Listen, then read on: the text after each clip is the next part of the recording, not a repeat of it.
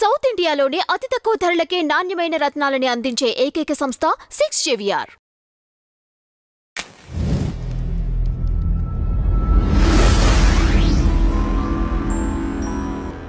గురువుగారు నమస్కారం. హరే కృష్ణ తల్లి. అన్నమయ్య వారికి శాంటాక్లాస్ టోపీ పెట్టడం జరిగింది.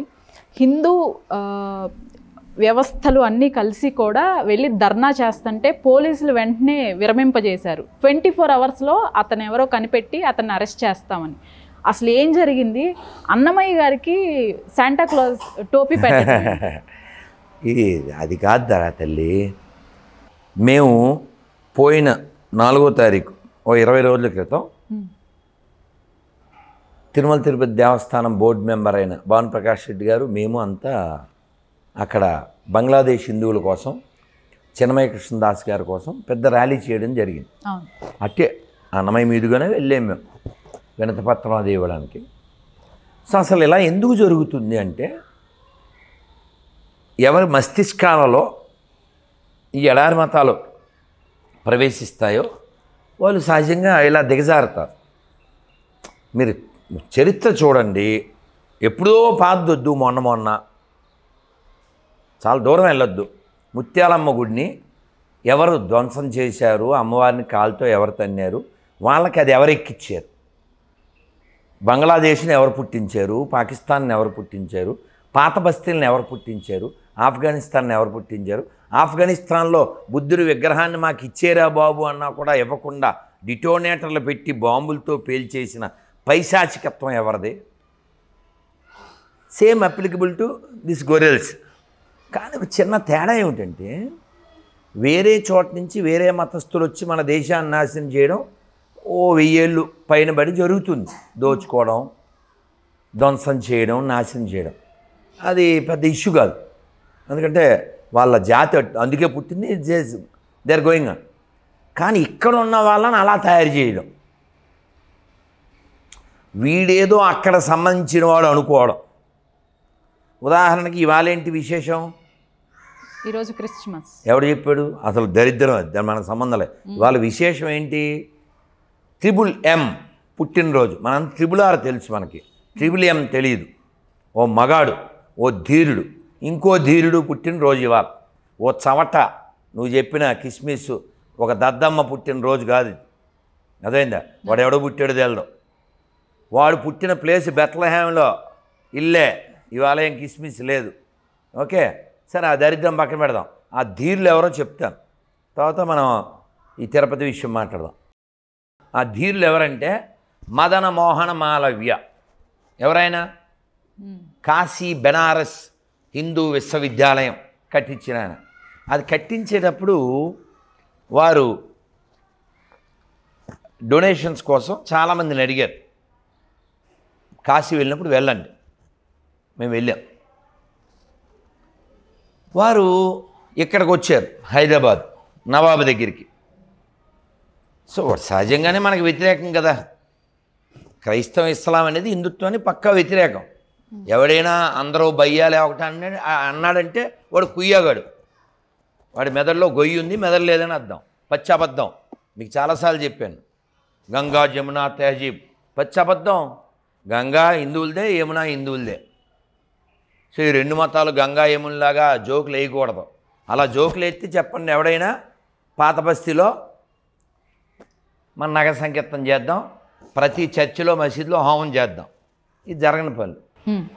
సో ఈయన వచ్చారు హైదరాబాద్, వచ్చి నిజాముని కలిసి సార్ డొనేషన్ అన్నాడు. ఎందుకు ఇస్తాడు వాడు? వాడు ప్రజల ప్రాణాలు రక్తం తాగే పిశాచాలు కదా అవి. వాళ్ళు హిందువుల విశ్వవిద్యాలయానికి, హిందువుల గుళ్ళకి ఎందుకు ఇస్తారు? ధ్వంసం చేయడానికి పుట్టినటువంటి జాతి ఆ పని మీద ఉంటారు. కానీ నీకు డబ్బులు ఇస్తారా? ఆయన డొనేషన్ అడగగానే ఆయన బూటు తీసి ఇసిరాడు. ఈ చరిత్రమ్మ చాలా ఎప్పుడో 1000 ఏళ్ల క్రితం కాదు, మొన్న ఇసిరితే ఆయన అది పట్టుకుని వెళ్ళిపోయాడు. దేన్ని? ఆ బూట్ని, షూ పట్టుకుని వెళ్ళిపోయాడు. అంటే బుద్ధిమంతుడు ఎలా ఉంటాడు? ఆయన బజార్లోకి వచ్చి, ఇదిగో ఇది నిజాం నవాబు రాజు గారి షూ, దీన్ని పావలాకి వేలం వేస్తున్నా అన్నాడు. ఎంతకి? పావలాకి. అది వేలం జరుగుతుంది, పావలా, 10 రూపాయి, 30. ఈ న్యూస్ ఆయనకి తెలిసింది. నా చెప్పుని ఎవరైనా పావలాకు 30 కొంటే ఇది మళ్ళీ అవమానమని 1,00,000 రూపాయలు ఎట్టి ఆయన చెప్పు ఆయనే కొనుక్కున్నాడు కదా. వాళ్ళు చెప్తే వాళ్ళనే కొట్టమంటే ఇది కదా. ఇది మగధీరుడు అంటే. ఆయన పుట్టినరోజు మన దరిద్రులకు ఎవరికీ తేలదు, ఎవడో దరిద్రుడు పుట్టాడు అని అనుకుంటున్నారు. క్రిస్మస్ అంటే యేసుక్రీస్తు పుట్టినరోజు కాదు అని పాస్టర్లు, ఫాదర్లే పబ్లిక్గా చెప్తున్నారు. మరి ఎందుకు కేకులు, సెలబ్రేషన్స్ ఇవన్నీ ఎందుకు? ఇప్పుడు ఏమన్నా మాట్లాడితేనేమో హట్ అవుతారు. చెప్పి చెప్పి మాకు సాలైపోతుంది. ఈ ఎన్ని ఉదాహరణలు చెప్తాను. 10 లక్షలు ఇస్తా అని చెప్పా 5-6 ఏళ్ల క్రితం. తర్వాత 25 చేసాం, 50 చేసాం. నీకు తెలుసు కదమ్మా మన పాంప్లెట్. 90 లక్షలు ఇస్తా అని చెప్పాం. 90 ఎమ్మెల్యేస్ పడుకుంటున్నాడు కానీ ఎవడు 90 lakhs రావట్లే. మన దేశానికి సంబంధం లేదు. నువ్వు చెప్పిన ఆ క్యారెక్టర్లెస్ క్యారెక్టర్ పుట్టినట్టు ఎవిడెన్సు లేదు. లోకానికి ఏ ఉపకారం లేదు. ఓ దద్దమ్మ, అమ్మన అమ్మ అని పిలవనోడు, నాన్న ఎవడో తెలియనోడు, ఎవడో పుట్టిన బిడ్డరా ఎక్కెక్కి ఏడుతున్నాడని. సో కాబట్టి వీరులు, ధీరుల యొక్క జన్మదినోత్సవం జరుపుకోవాలి. ఇది ఎందుకు చేస్తున్నారు? అది నీ క్వశ్చన్ కదా. ఎందుకు చేస్తున్నారు? పాస్టర్లు ఓపెన్గా చెప్తున్నారు. వాడెవడో తమ్మోజీ అనేవాడు వాళ్ళ అమ్మనే వాడు చేస్తే పుట్టాడంట, వాళ్ళ అన్నయ్య. సరే, అటువంటి దరిద్ర దినం డిసెంబర్ 25. అలాగే జనవరి 1 కూడా సెలబ్రేషను, న్యూ ఇయర్ అది కాదు యాక్చువల్గా. ఇప్పుడు మీరు చెప్పిన ఈ పీసు అతనికి శరీరంలో పీస్ తీసేసిన రోజు. వాళ్ళకి సర్జరీ చేస్తారు కదా శరీరంలో ఒక భాగాన్ని, అలా సర్జరీ చేసిన రోజు జనవరి 1. సో ఇది చరిత్ర అనుకోండి. సరే, ఆ చండాలం వదిలేసేస్తే ఎందుకు చేస్తున్నారు? ఎందుకు చేస్తున్నారు అంటే వీళ్ళకి అదొక ఆదాయ వనరు. ఇందాక వేరే ఇంటర్వ్యూ ఒక 2 గొర్రెలను కూర్చోబెట్టి చేశారు నిన్నో మొన్నో. సో ఆ గొర్రెల్లో ఒకటి పేరు విజయ్ కుమార్, రెండోడి పేరు నాకు తెలియదు.